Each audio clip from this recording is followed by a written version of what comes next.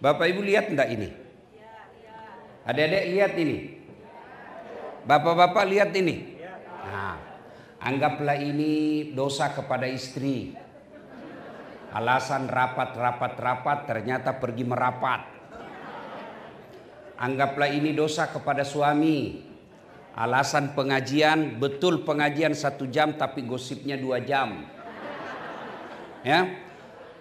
Anggaplah ini bicara kotor dan kasar. Anggaplah ini menghina orang. Inilah dosa. Ini dosa. Nampak. Ibu bapak saudara-saudara sekalian. Kemudian setelah saya giniin. Masih kelihatan enggak yang tadi? Masih kelihatan ibu yang tadi? Adik-adik masih lihat yang tadi? Tidak. Anggaplah ini amal kebaikanmu. Itulah makna dari hadis Nabi. Tutupi keburukanmu, tutupi kesalahanmu dengan memperbanyak kebaikan. Nah, orang masuk surga Bapak Ibu sekalian bukan karena tidak ada dosa. Kalau orang masuk surga karena tidak ada dosa, maka demi Allah tidak ada isinya surga kecuali Muhammad sallallahu alaihi wasallam. Mana ada manusia yang tidak ada dosanya? Tunjukkan saya dalam gedung ini yang tidak ada dosanya. Kalau saya lihat depan saya ini muka-muka penuh dosa juga semua ini Pak. Ya bukan? Ini yang bicara, Bapak pikir tidak ada dosa saya. Dosa saya sekarang paling banyak dosa mata. Apalagi selama saya di sini, kemarin saya jalan-jalan ke New York. Astagfirullah. Saya bilang untung saya tinggal di Makassar. Ke kanan paha, kiri ketek, depan saya dada. Astagfirullah. Dia bilang mahasiswa saya, kameramen saya, kenapa dilihat Ustaz? Ya pasti dilihat, barang bagus. Habis amal. Mana tidak ada dosa. Jangankan sedulur-sedulur sekalian, jangankan kita, kurang apa mulianya para nabi. Apa Bapak pikir nabi tidak ada dosanya? Adik-adik, nabi paling pertama Allah utus namanya Nabi Adam. Apa tidak ada dosanya? Ada dosanya. Apa dosanya Bu? Makan buah khuldi. Itu nabi. Turun sedikit. Kakek para nabi. Banyak melahirkan nabi. Cucu-cucunya juga banyak jadi nabi. Nabi Ibrahim alaihissalam. Apa tidak ada dosanya? Ada dosanya. Apa ada dosanya? Bohong ketika diadili Raja Namrud. Turun lagi Nabi Yunus, dakwah, sangka buruk dalam dakwah. Akhirnya apa? Dia tinggalkan tugasnya sebagai mubalik, dia pergi nyebrang lautan. Sangka buruk kepada Allah. Ada dosanya? Nabi Nuh, la ilaha illallah, jangan sembah kecuali Allah, tiada Tuhan selain Allah. Anaknya justru berkhianat. Nabi, apalagi kita yang perantau seperti ini, pasti banyak dosa. Maka orang masuk surga bukan karena tidak ada dosa, tapi kenapa Ustaz? Dengar ibu-ibu, ini jangan beritahu yang tidak datang, rahasia ini Bu ya. Kenapa orang masuk surga? Karena ditimbang kebaikannya sebelah kanan. Makanya ada malaikat namanya pencatat kebaikan sebelah kanan. Timbang dosanya di sebelah kiri, ada malaikat pencatat keburukan. Timbang punya timbang, ternyata kebaikannya jauh lebih banyak daripada dosanya. Amal-amalnya jauh lebih banyak daripada dosanya. Maka dia masuk surga. Ada orang bilang, dia rajin sholat tapi tukang gosip. Tidak usah sholat. Tidak. Wala talbisul haqqa bil batil.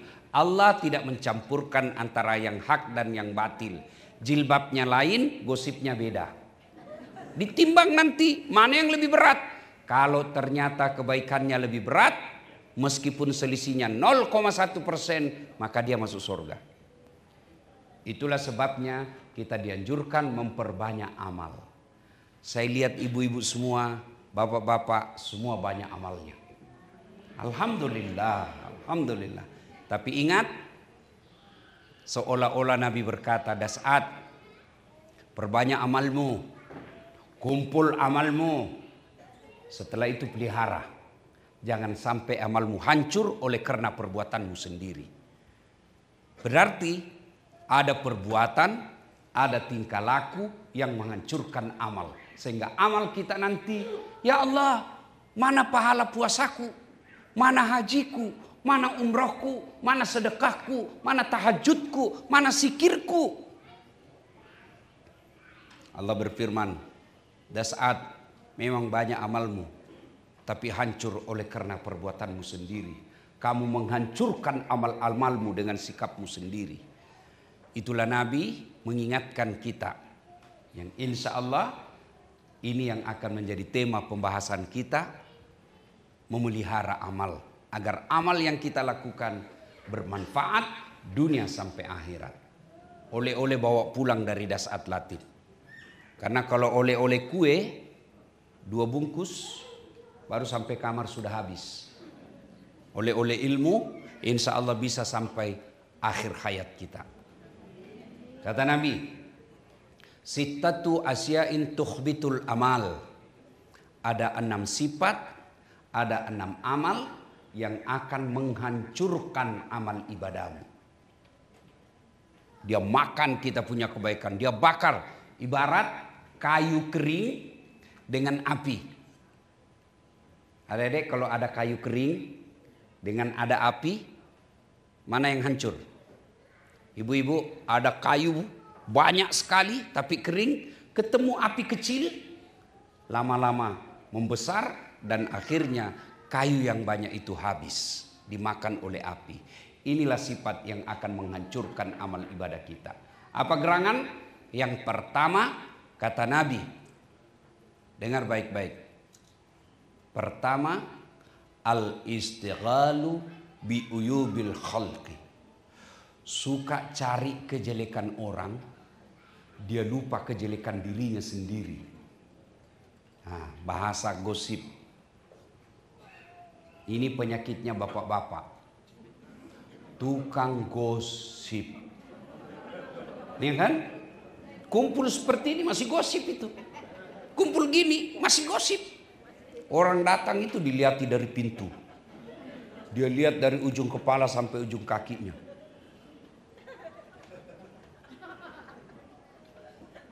Dia enggak ngomong tapi mulutnya. Apa? Kenapa? Kudungnya enggak serasi. Katanya, iya kayak umbul-umbul. Itu. Mulai dia gosip semua orang. Masuk lagi yang satu. Apa? Palsu. Emasnya palsu. Tuh, padahal rajin ngaji itu. Lewat lagi yang satu. Kasihan ya. Rajin pengajian tapi suaminya selingkuh. Nah, Ustadz pun dia gosip. Masuk Ustadz dia lihat-lihatin. Itu juga bajunya yang di YouTube.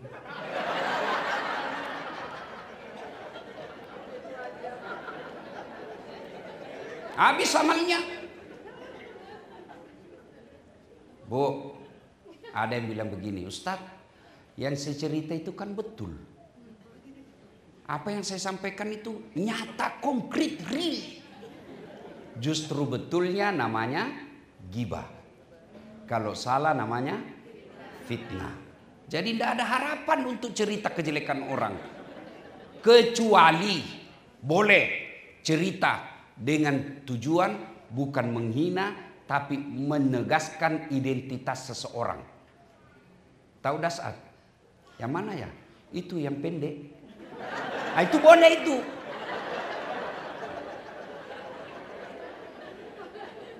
Tahu Das'at? Iya. Ada itu yang dari Sulawesi, hitam-hitam, pese-pese. Boleh menegaskan, tapi jangan diulang-ulang. Kalau sudah diulang-ulang, menghina sudah namanya.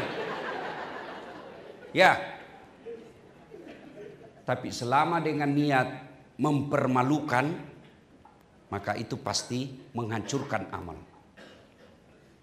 Contoh, kebaikan itu seperti buah dan menceritakan kejelekan orang itu seperti pisau yang mengiris buah itu. Ibu punya mangga, ya, gosip diiris, diiris, iris lagi, iris lagi, iris, tinggal batoknya. Habis dagingnya, tinggal batunya. Ibu mau makan batu mangga? Bau bijinya. Ya pokoknya itulah, mau biji mau ini ibu-ibu. Dia tunggu saya salah ucap.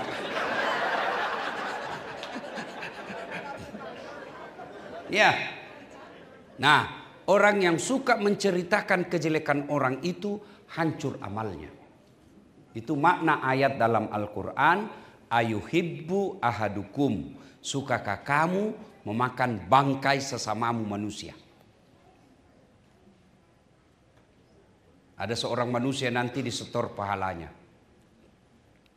Ya Allah, ini pahala sholatku. Datang tetangganya, tunggu dulu. Saya pernah satu kantor itu. Kenapa? Saya difitnah. Katanya anakku yang lurus rambutnya bukan anakku.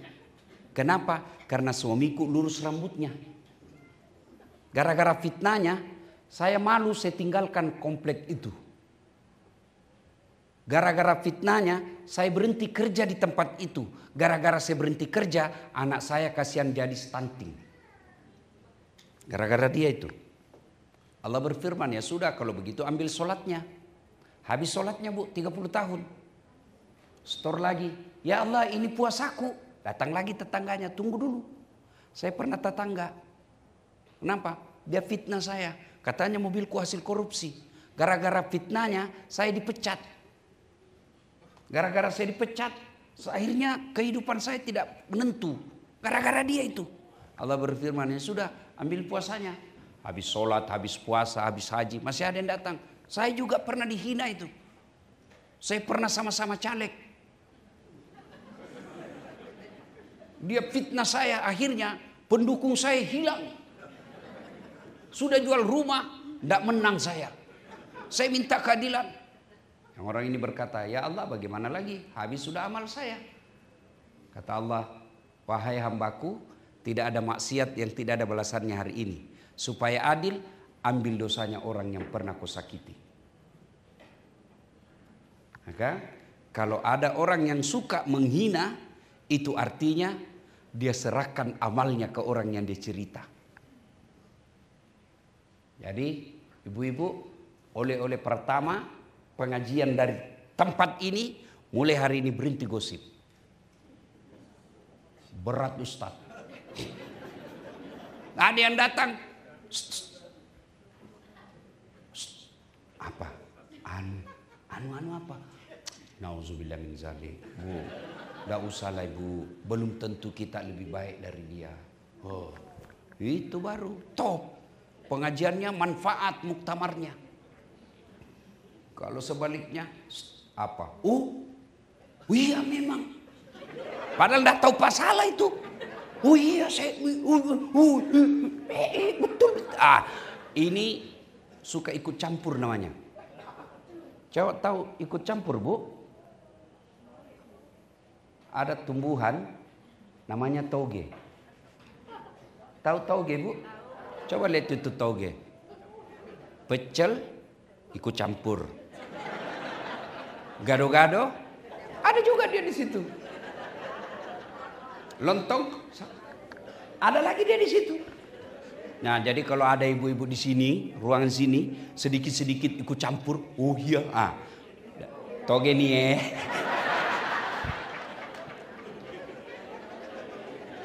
Nah, satu yang akan menghancurkan amal kebaikan kita, al-istighalu bi uyubil khalqi.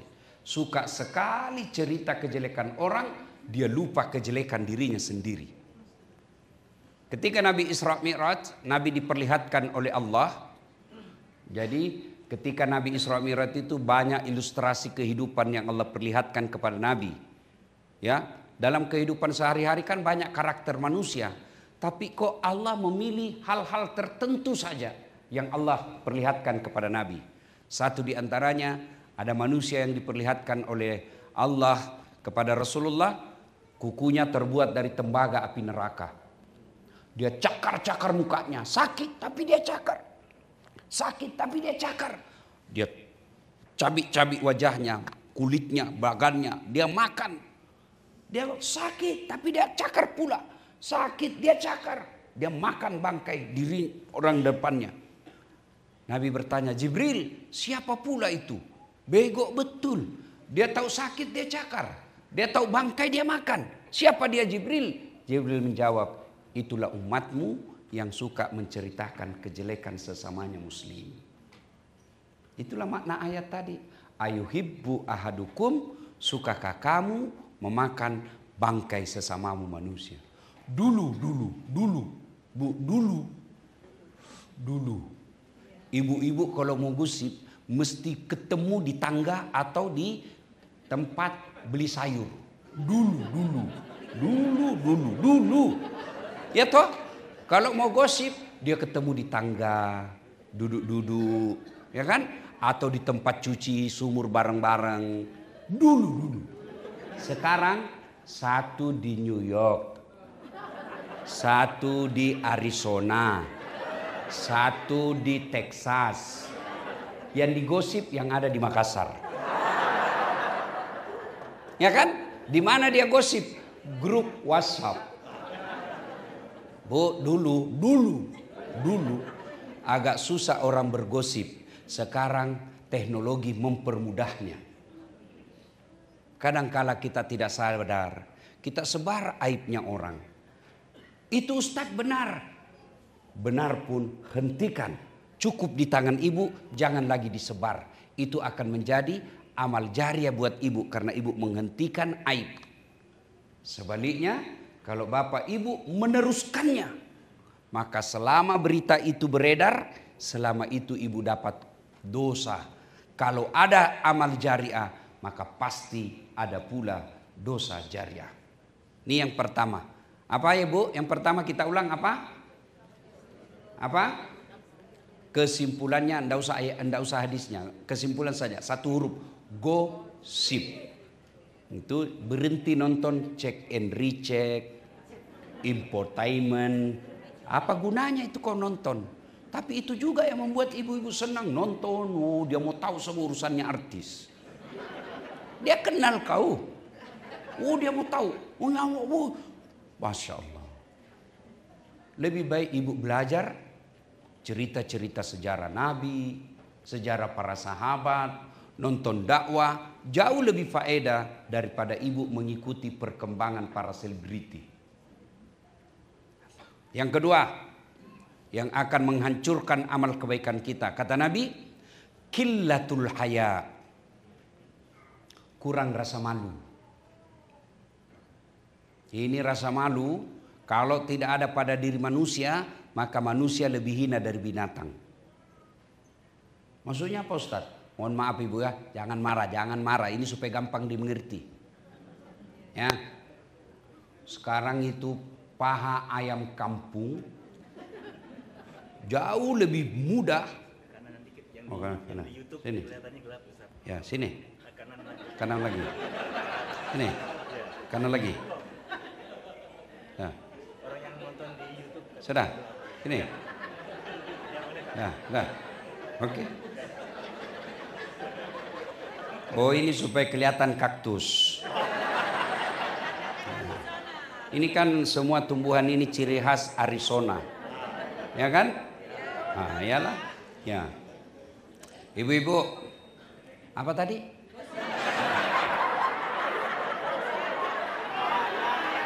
Melihat paha ayam kampung jauh lebih sulit dan mahal daripada paha cewek. Kok bisa? Dengar, mau lihat paha ayam kampung ibu harus kampung dulu. Namanya ayam kampung, jadi pulang kampung dulu kita. Sudah sampai di kampung, sudah lihat pahanya? Belum. Ibu harus cari dulu itu ayam. Cari, sudah ketemu, sudah lihat pahanya? Tidak, dikejar dulu. Saya ingat waktu dulu. Oh, kalau mau kejar ayam Bu, Pas mau ditangkap dia terbang lagi. Cur. 30 menit baru didapat. Sudah tangkap, sudah lihat pahanya? Belum. Dibayar dulu sama yang punya ayam. 70.000 paling murah. Sudah bayar, sudah lihat pahanya? Belum. Dipotong dulu. Potongnya mengucapkan Bismillahirrahmanirrahim. Sudah lihat pahanya? Belum. Direndam dulu air panas. Ya kan? 15 menit. Sudah direndam, sudah lihat pahanya? Belum. Dicabut dulu bulunya. Sudah dicabut, baru kelihatan pahanya. Paha ayam kampung. Pulang kampung dulu, kejar 30 menit, beli 70.000, dipotong pakai basmalah, kemudian direndam air panas 15 menit, baru dicabut 7 langkah baru bisa lihat paha ayam kampung. Paha cewek.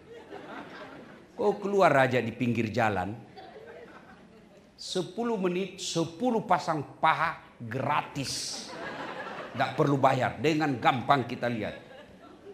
Makanya tolong para cewek, hargai jeripayah kami memelihara amal. Kami laki-laki jaga mata, tolong Anda akhwatnya jaga akhlak. Biar kami setengah mati jaga mata, kalau Anda berkeliaran habis amal kami. Ya kan? Dilihat dosa, tidak dilihat barang bagus. Iya kan? Maka orang yang tidak punya rasa malu habis amalnya. Rasa malu ini mulai tipis. Dulu. Waktu saya masih SMA, kan belum ada jilbab waktu itu. Perempuan roknya di bawah lutut. Ya kan? Kalau jatuh ballpointnya, teman saya yang perempuan, dia pegang dulu kerah bajunya, baru dia gini, baru dia tunduk. Kan dulu belum ada jilbab. Ini. Baru dia ambil ballpointnya. Begitu takutnya kelihatan. Sekarang,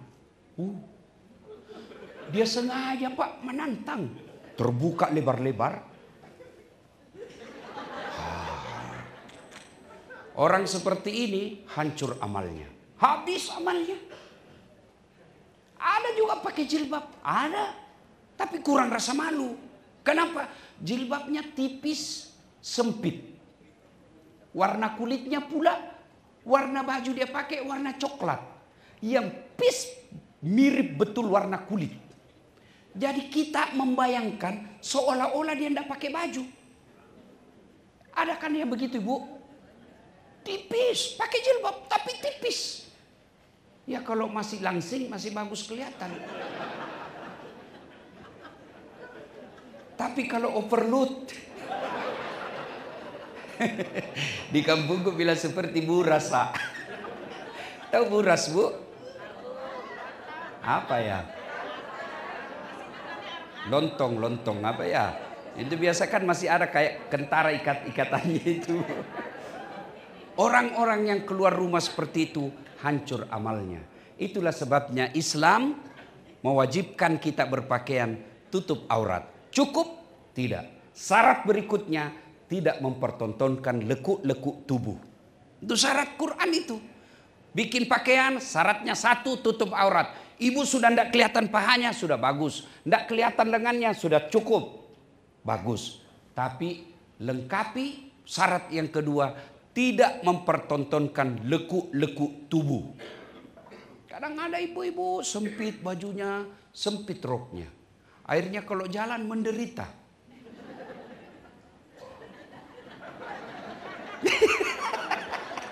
Bele-bele. Coba kalau longgar Ibu, dikejar anjing kan enak. Ya. Bapak-bapak juga yang hobi sepeda, maafkan saya juga hobi sepeda. Tapi jangan memakai celana yang sempit, akhirnya Bapak teruskanlah. Ya kan? Saya juga hobi sepeda. Saya pakai gamis. Orang bilang, enggak nyambung. Ya menurut kamu enggak nyambung, bagi saya nyaman. Ada urusan apa sama kamu? Yang penting saya aman. Ini sudah sempit sekali celananya. Lebih parah lagi kalau Agustusan. Ibu-ibu olahraga di kantor dubes.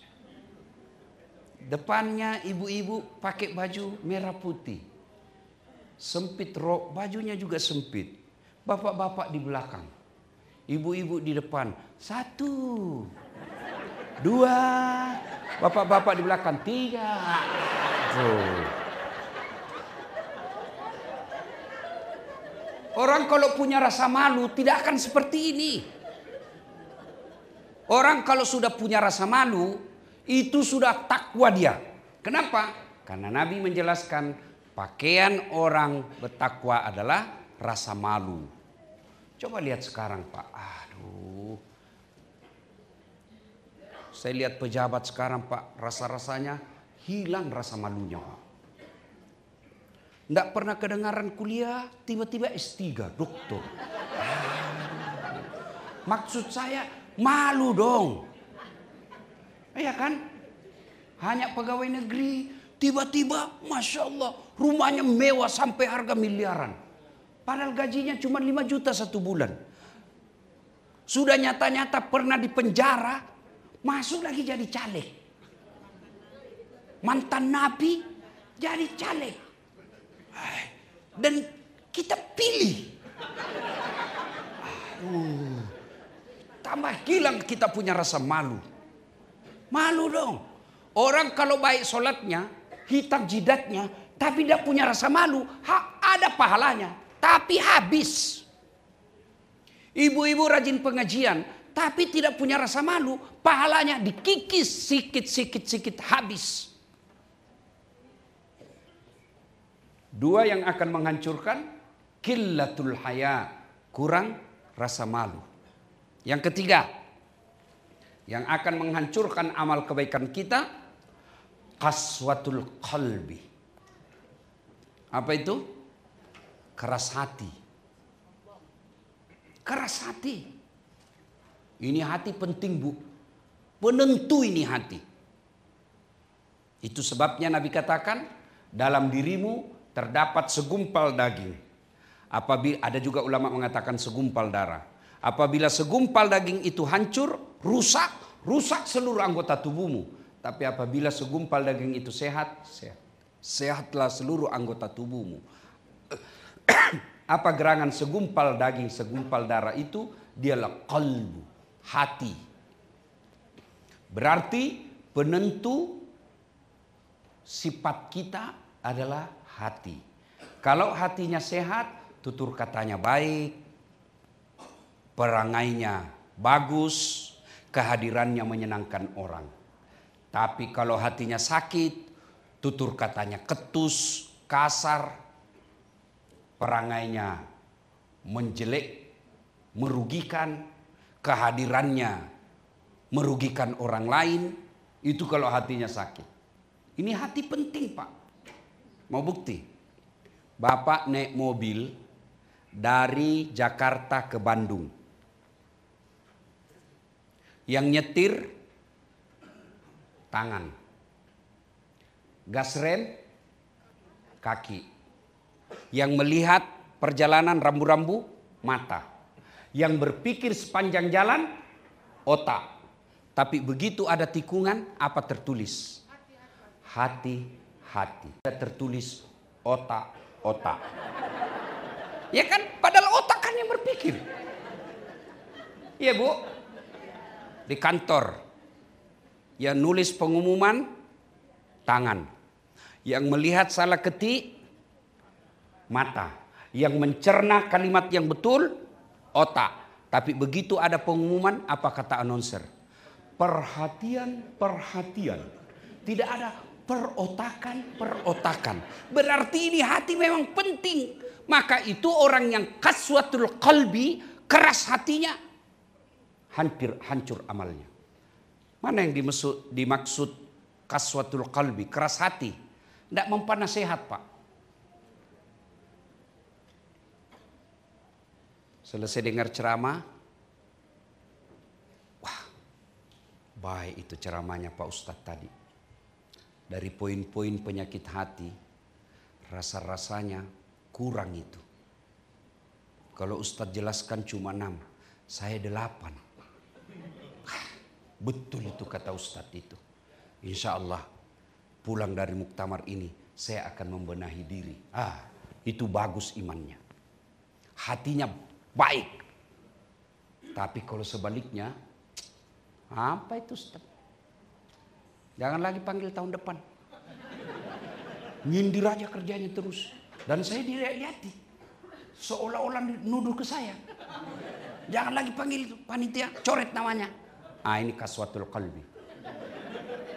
Tidak mempan nasihat nih. Orang yang baik hatinya, innamal mu'minuna alladzina idza dzukirallah wajilat qulubuhum wa idza tuliyat alaihim ayatuhum sadathum imanan wa ala rabbihim yatawakkalun. Orang yang baik hatinya, satu, orang yang bagus hatinya, bagus imannya. Dia dengar nama Allah, bergetar hatinya. Nah, coba bapak-bapak periksa. Kalau begitu bapak dengar nama Allah disebut atau bapak sebut nama Allah mampu menggetarkan hati, itu maknanya hati bapak masih baik. Contoh namanya getaran hati. Ibu-ibu masih ingatkan dulu waktu dulu. Bapak masih ingatkan waktu cinta puber pertama. Kalau ada perempuan saya dulu. Kalau ada perempuan saya suka, jangankan lihat wajahnya, dengar aja namanya sudah, dia bilang orang Makassar, dumba-dumba. Bergetar didengar namanya, langsung mampu menggetarkan hati.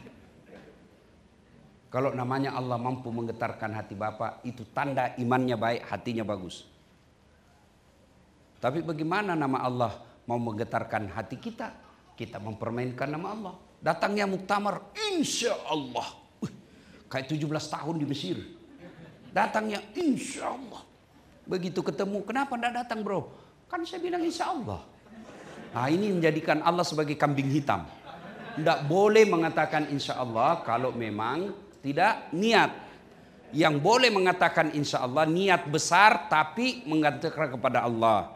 Kalau memang niatnya saya tidak akan datang hanya karena mau lolos dari undangan, insya Allah. Begitu ketemu kan saya memang insya Allah. Tidak boleh ya.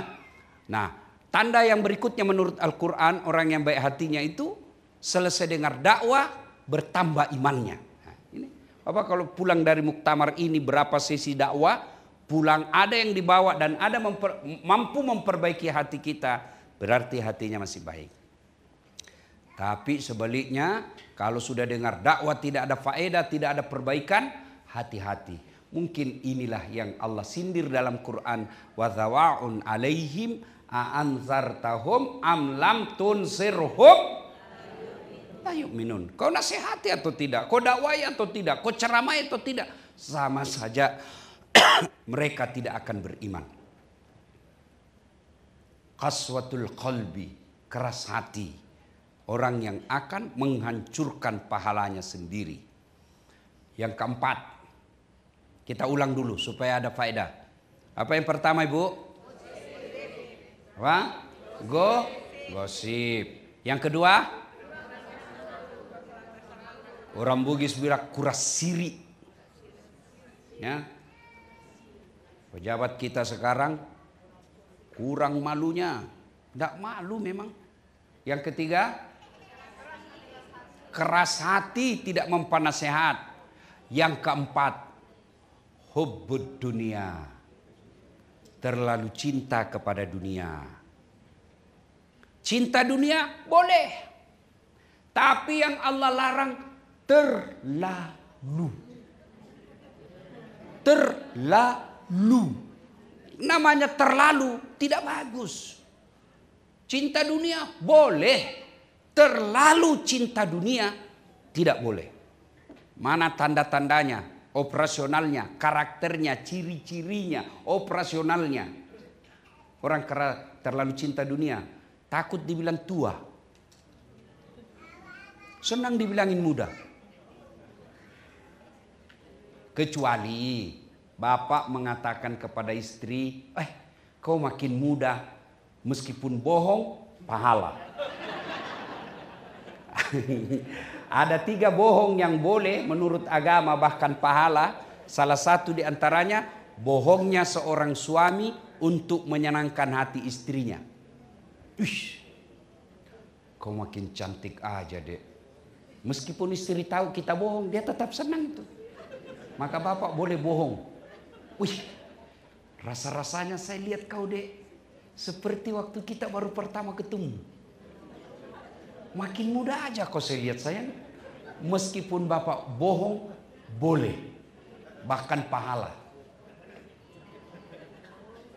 Ibu kasih hadiah ulang tahun, meskipun bapak tidak senang, tapi kalau bapak katakan, Masya Allah. Inilah hadiahmu yang terbaik sayang. Pahala. Malah bapak dosa kalau bapak jujur. Dosa bapak kalau jujur. Halo bang, saya dari kota. Selamat ulang tahun. Ini hadiah. Bapak lihat, waduh, warnanya jelek betul. Memang bodoh kau. Kamu kan tahu saya tidak suka ini, warna begini. Bapak kalau seperti ini malah dosa karena tidak menghargai perasaan istri. Sesi lain ini soal suami istri ya, sesi lain. Nah, orang yang terlalu cinta dunia, apalagi ciri-cirinya, stres kalau ada ubannya. Waduh, akhirnya apa? Semir.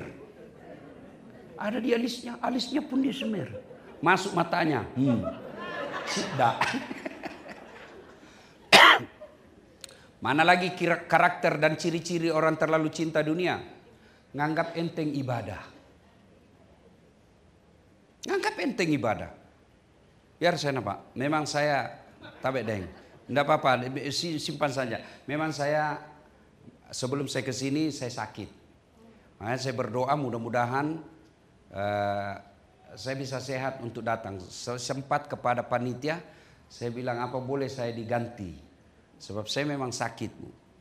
Berawal dari saya diundang ceramah, yang undang saya janji ngasih heli.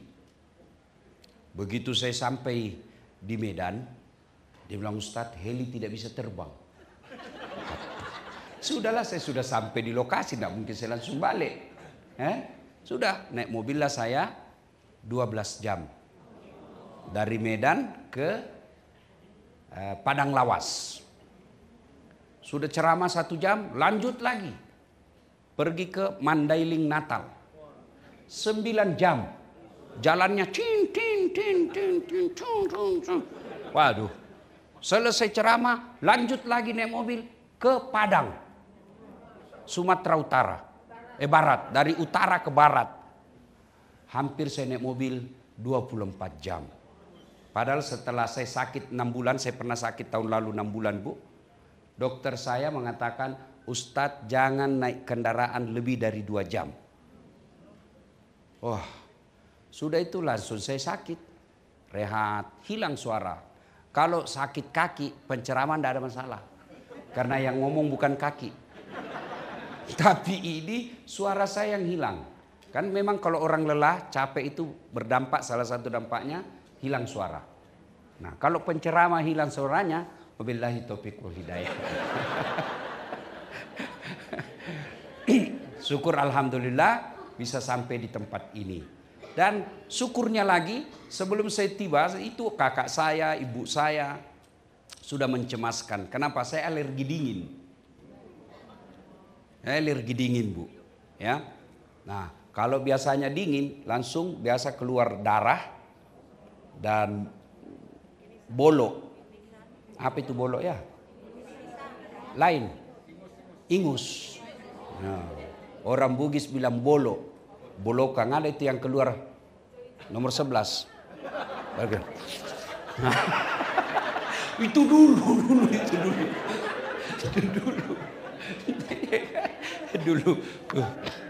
Naik lagi. Alhamdulillah Bu, saya dapat salju di New York. Sempat saya berhujan-hujan salju. Syukurnya tidak mimisan saya. Ini doa dari emak saya. Ya, oke, kita ulang lagi. Hubbud dunia, terlalu cinta dunia. Mana lagi karakternya? Terlalu cinta dunia. Karena cari nafkah, tidak sholat. Ada begitu, banyak. Lembur, tambah jam kerja, lupa sholat. Tuan-tuan yang saya muliakan, meninggalkan Indonesia, datang ke Amerika, cari nafkah. Untuk apa? Kehidupan dunia. Tapi kalau bapak ibu tidak sholat, semua kebaikan ibu lakukan tidak ada gunanya. Itu yang saya istilahkan, karena lapar betul, dia beli nasi bungkus. Setelah ada nasi bungkus, sayangnya nasinya dia buang, bungkusnya dia makan.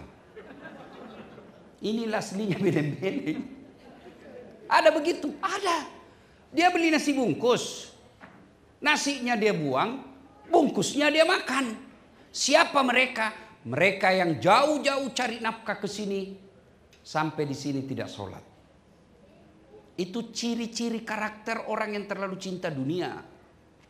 Mana lagi karakter terlalu cinta dunia? Bakhil, pelit, dedekut, seke, kikiri galang, paku jambatan.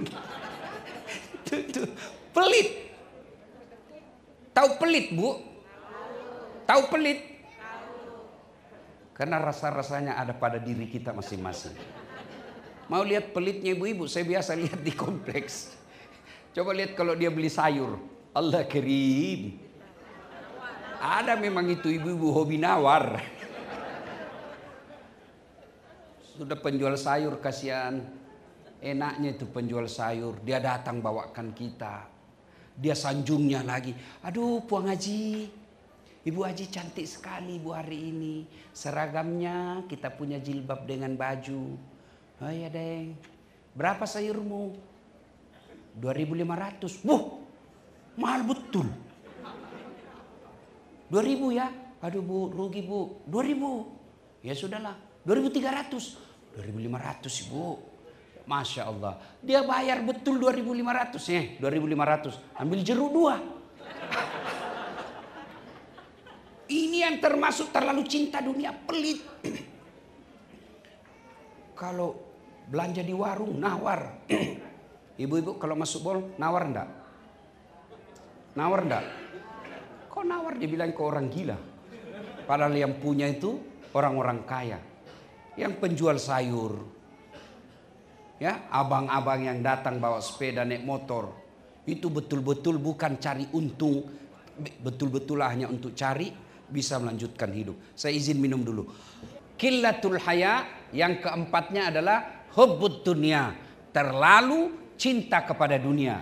Terlalu cinta kepada dunia ini yang bisa membuat orang menghalalkan segala cara. Hubbud dunia, boleh cinta dunia tapi tidak boleh terlalu cinta dunia. Yang berikutnya yang akan menghancurkan amal ibadah kita adalah tulul amal. Apa itu? Panjang angan-angan. Mau kaya, tidak mau kerja. Itu mau masuk surga, tidak mau ibadah. Emangnya ada orang dalam? Ya? Nah, karena waktu tinggal 5 menit, ini saja tausiah kita. Saya tidak tahu apakah ada sesi tanya jawab atau cukup sampai di sini karena waktu duhur. Ya. Nah, kepada MC saya kembalikan. Terima kasih. Assalamualaikum warahmatullahi wabarakatuh.